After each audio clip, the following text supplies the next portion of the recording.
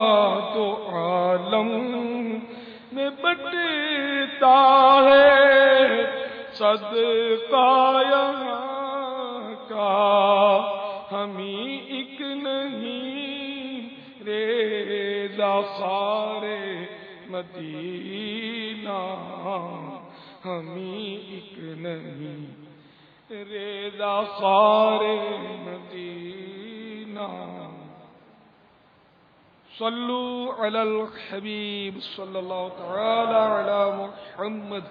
ہاں یوں تو سرکار صلی اللہ تعالی علیہ وسلم کی ولادت باسعادت مکہ مکرمہ ہی میں ہوئی تھی، لیکن اعلان نبوت کے بعد کی زندگی جو تھی